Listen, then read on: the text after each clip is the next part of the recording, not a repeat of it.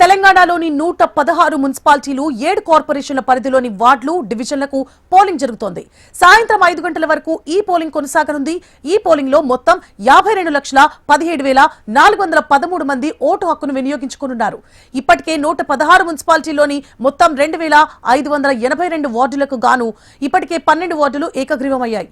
నారాయణపేట జిల్లాలోని మక్తల్ మున్సిపాలిటీలోని ఒక వార్డులో ఎన్నిక వాయిదా పడింది. మిగిలిన 2,569 వార్డులో పోలింగ్ కొనసాగుతోంది. రాష్ట్ర వ్యాప్తంగా మున్సిపల్ ఎన్నికల పోలింగ్ ఉదయం 11 గంటల వరకు 28.48% నమోదైంది.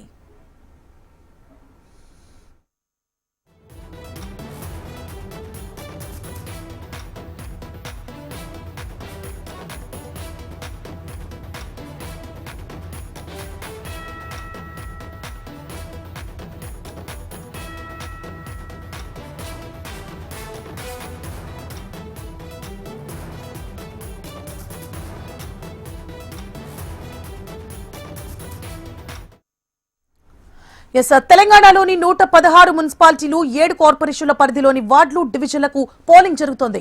సాయంత్రం 5 గంటల వరకు ఈ పోలింగ్ కొనసాగనుంది. ఈ పోలింగ్ లో మొత్తం 52,17,413 మంది ఓటు హక్కును వినియోగించుకున్నారు.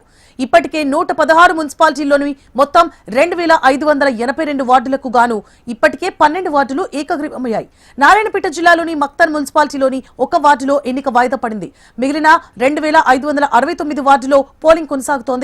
రాష్ట్ర వ్యాప్తంగా మున్సిపల్ ఎన్నికల పోలింగ్ ఉదయం 11 గంటల వరకు 28.48% నమోదైంది.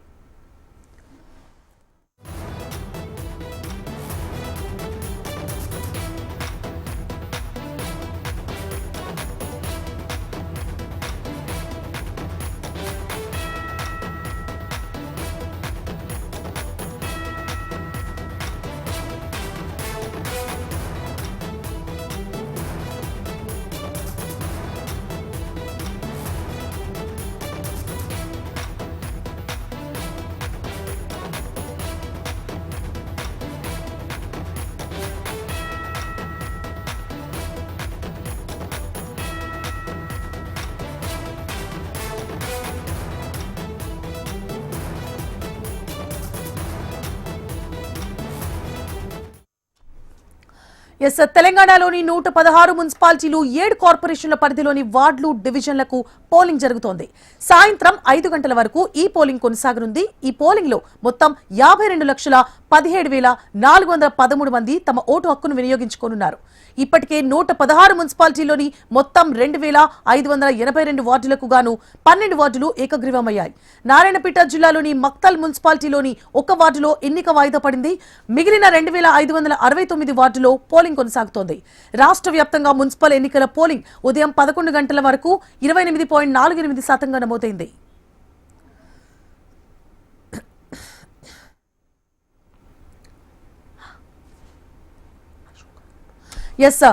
రాష్ట్ర వ్యాప్తంగా జరుగుతున్న మున్సిపల్ ఎన్నికలకి సంబంధించి మరిన్ని డీటెయిల్స్ ని మా ప్రతినిధి అశోక్ అందిస్తారు. అశోక్. సువర్ణ రాష్ట్ర వ్యాప్తంగా 116 మున్సిపాలిటీలు 7 కార్పొరేషన్ల పరిధిలో ప్రస్తుతం ప్రశాంతంగా పోలింగ్ జరుగుతుంది. ఇప్పుడు ప్రస్తుతానికి అయితే ఓవరాల్ చూసినట్టు 45 నుంచి 50% మేర పోలింగ్ అయినట్టుగా మనకు సమాచారం అవుతుంది. ఎన్నికల సంఘం అయితే సంబంధించి ఇంకా ఇప్పటివరకు ఇంకా తాజా అప్డేట్స్ ప్రకటించారు, కానీ వారు చెప్పిన ప్రకారం 30%.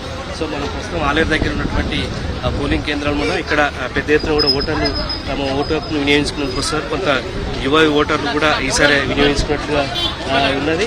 వాళ్ళతో అడుగుదాం. ఇది ఓటు వేసినారా? ఫస్ట్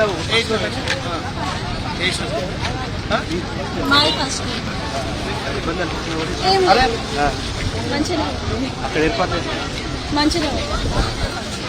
బ్యాలెట్ వేయడం ఫస్ట్ పోస్ట్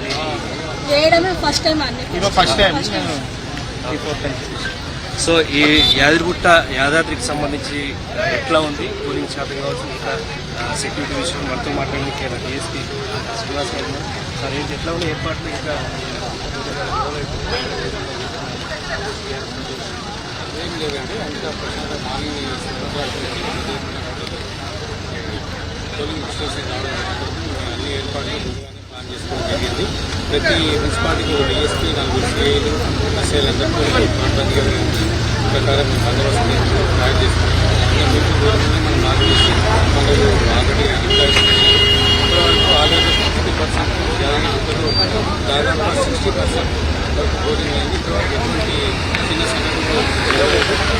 కాబట్టి ఏ సంఘటన జరిగినా మేము అన్ని కూడా సన్నద్ధంగా ఫోర్స్ ఎక్స్ట్రా ఫోర్స్ కూడా రిజర్వ్ ఫోర్స్ అన్ని బలగాలు మా దగ్గర ఎటువంటి ఇది కాలేదు. ఇది గురించి కూడా రైతులను అనుకోవట్లేదు.